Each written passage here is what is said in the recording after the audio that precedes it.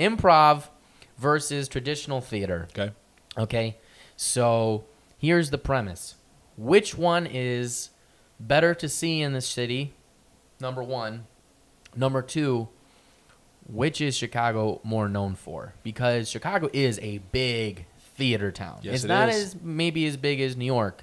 Yes, it is. But it might be, I would actually. say Other it than is. outside of Broadway. Outside of Broadway, yeah. Outside of Broadway, like Chicago is It's a a big- theater town. big so, theater town. Jason, I'll start off to I you. think we should. You get. Yeah, no. You know, I would. You're the guest. Yeah. We'll do Jason and Joe. Jason and Joe first. Jason and then Joe. Yeah. All right. thoughts? So, the first. What was the first one? The first question is which is better in the city? Which like, is better in the overall, city? like in talent wise and everything, Oh, improv, man. and then what is Chicago more known for? Do you think? All right. Overall, in the city, the best to watch, hands down, is traditional theater. Because you go in there knowing what you want to watch, you pay for what you want to watch, and you get what you want to watch. So it's reliable, it's predictable, and you know you can get, wow, that was a great evening, babe. Let's go get some dinner now, or whatever the case may be. That's right. You can rely on it. That's why I do love traditional theater, because one, because of that, but two, those people busted their asses Thank just you. to be able to get those lines memorized. True that. And then to bring it to life on top of that, that's not easy.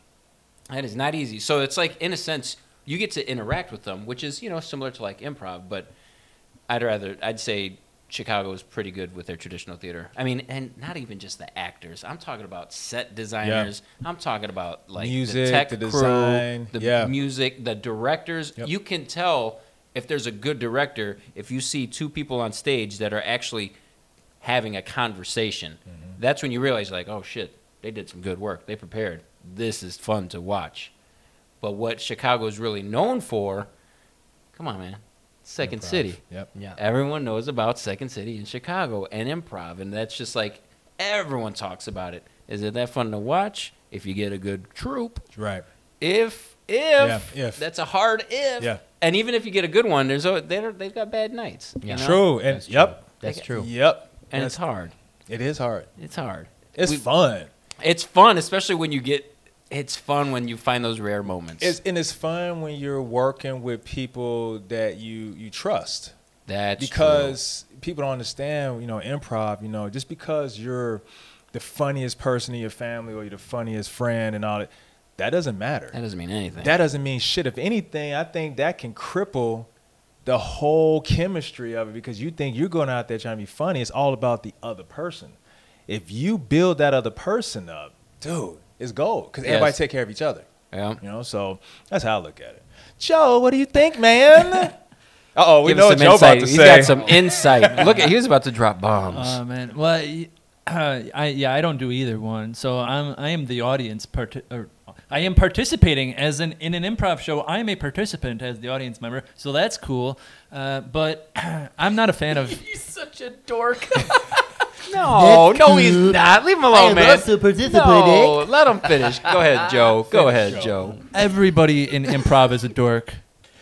That's also pretty true. Very true. Yeah. So pretty much. Yeah. Look, Yeah. so I was Fair, gonna say, fair. I've seen. To be honest, I'm not a big fan of improv. I know, and I'm just offending everybody else in the room. I gotta just. Greta Thunberg here's- would be very from upset my- with you. Well, I know everybody. Yeah. The whole city is upset with me. All right, get over it.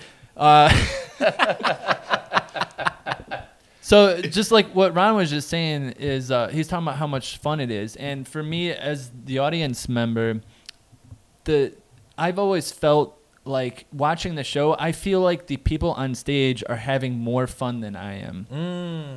Whether it's a good show or a bad show. That is true. Actually, That probably is very I possible. hate that part, man. That is true. Go ahead, keep going, man. That's true. But no, I mean that's basically it. Like I can still enjoy it, even when I'm really enjoying it and having a great time, laughing hard. I still feel like they're having more fun than I am. So I just feel like I'm almost like serving them. Like they come to perform for me versus me coming to watch them. That's just kind of how I feel about the improv. No, it happens to me too. It's okay, man. And you, because I don't know, Jason, did you do both? Yeah, I did. I did do both. That was fun. And Ron, I actually don't know. I mean, I don't know that much about Ron's backstory. Oh, well, I can share a little bit right now. So it's my turn. Once upon a time. Oh, yeah. No, so I love both. You know what I'm saying? Improv more. Theater is special, you know, because it's a lot of work that goes into it. I was part of a theater production earlier this year at the Artistic Home. Shout out, love those people over there, Kathy, Patrick, and John, Mark, all my instructors. And we were, what was it, 8 weeks, 9 weeks? You know, 4 rehearsals a week. Yeah. So you grind out, man. Yep. You know, it was like, what, 16 weeks of rehearsal. You know, you got tech for it. So it's a lot that goes into it. So when it's time for showtime, you're so prepared. It's like you're just on this high because you just want to perform it for people. And and if the work, if it's like an amazing story, it comes across, man. My whole family, they came, and I was just part of the ensemble, you know. My family came, my mom came. I must have had I think I had like 2 groups of people, like a good 12 people came to see my show. I came and saw it also. Justin came, of course. And they I all just, also came to support. of course he came to support. He had to come. But everyone just was just blown away by how professional it was, and people were crying. I mean, you had like every emotion. So theater can really do that for you. You'll laugh, you'll cry, you'll be upset. You want to might want to choke somebody out. You don't do that. But it really helps you go through those emotions. Now, improv, dude, I love improv too. And I'm no expert. You know what I'm saying? I did complete conservatory at Second City. I met some amazing people that I worked. Shut up. I met with some amazing. I know. Plug. Hey, yeah. That's some real shit right there, man. There's a lot of people that did not get in. Do you want to pretend like you could make SNL, but you'll never get there? Do conservatory. Hey, That's messed up, dude. I know. shout out to Second City. I'm just saying. Improv is fun. It's not for everybody. Everybody is not good, but I give everybody credit. Shut up. I know you. Shut up. Dude. Shut Jason up. is not. You were No, good, bro. I was bad. I dude. don't know I that. give everybody, even if you're bad, I give everybody credit to get up there and try it, because anybody can go up on stage after memorizing some words. You know what I'm saying? Improv is all. There's no premeditating. I mean, of course, when you get to sketch, these are things that you've already it was improv, and you've kind of fleshed it out and you've worked it. Mm-hmm. But just traditional doing montages and stuff like that. I mean, dude, you're just going up there, just give me a topic, give me a location that can fit on the stage. All right, 2 people go. You know, Man. Who's going to initiate? Who's going to be the person to hop in the car? Who's driving? So it's like, it can be amazing. It can suck too, and you're not on every night, but that's the joy of it. It's kind of like, let's see what happens. I want to make a quick comment too, just about improv. Is that it doesn't always have to be funny. I wish more people knew this, and like that was a bigger part of it. Some of the best improv shows I've watched as an audience member, the ones that I've enjoyed the most, are the ones that got fucking real. Where it shocks everyone, where the people on stage stop having fun and they start being serious, and some real stuff comes out, and like that's cool. That's cool. And yeah. Well, there's a stigma about improv that you're supposed to be funny. Yeah. So you get a lot of these knuckleheads who have these pie in the sky hopes and dreams of being on the SNLs. They're going to be the future Shane Gillis's. Don't Shane out now. Holy don't shit! Shane out. But yeah, no. This is Jason. Maybe you can, and Ron, since you've been involved, you can both say or agree with me or not. But there are tons of people there.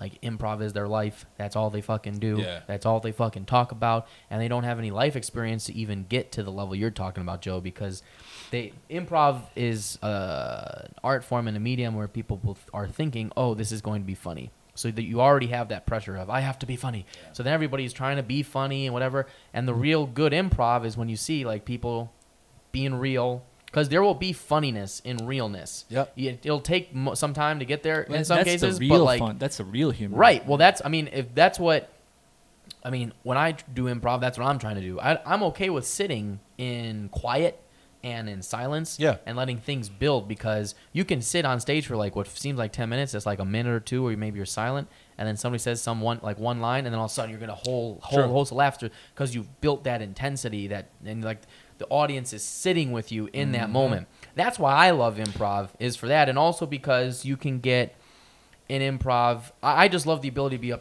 be able to go up and make up stuff on the spot, and you don't know, there's some exhilaration, there's some fun to it, you know.